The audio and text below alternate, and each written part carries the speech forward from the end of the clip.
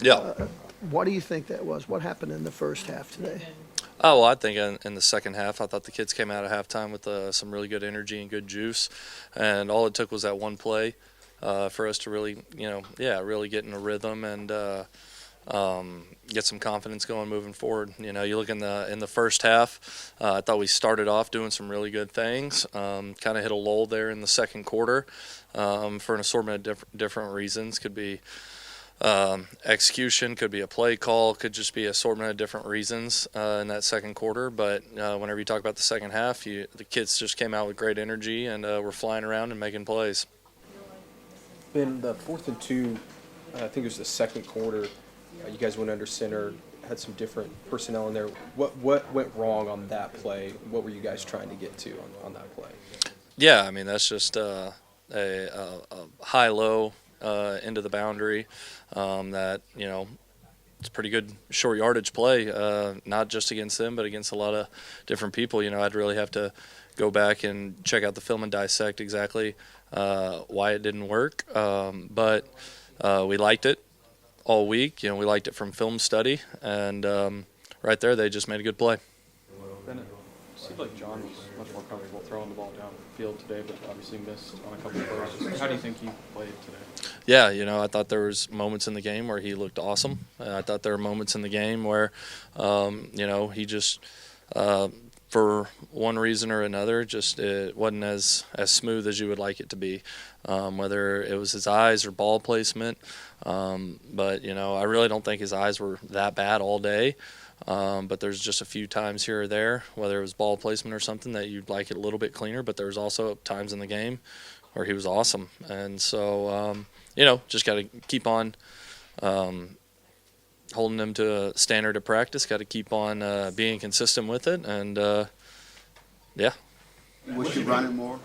Say that again? Wish you running more? You only had like 9 rushes in the first half, and the second half, you 19, and I said you got your offense. You said the rushing game. You wish you'd run it more. Looking back on. Looking back on it again, I'd like to watch the whole game and again and kind of dissect it. But I thought there were things that in the run game were really good. There were little things, a guy rolling off a block or a twist stunt or something that kind of got us. But in the second half, whenever we needed it, we were able to rely on it, and so it was good adjustments by the players and the coaches. And but I'd have to watch the whole game and give you a better answer for that. And what specifically did you like about Xavier Robinson there? Obviously, the big carries stand out, but it seems like even beyond that. Yeah, I mean, he plays like he practices. He's tough to take down. He runs through a lot of junk, always keeping his feet moving. And, I've said it about him before. He's a talented kid, and he has really special abilities. And so, he went out there and made a play whenever we needed one, and created some good energy and juice in the entire building and in the entire stadium and the entire team. He's a really good ball player who's really consistent.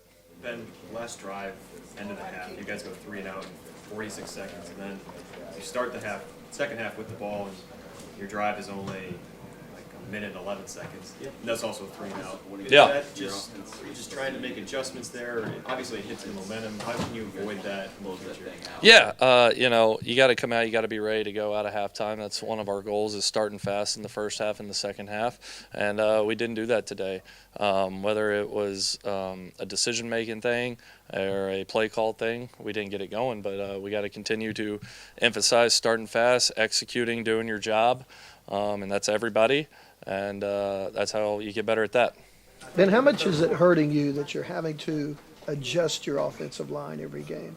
Foje, who's been a guard all year, played tackle today, and I'm sure he did fine. But how much is that hurting that unit getting it together?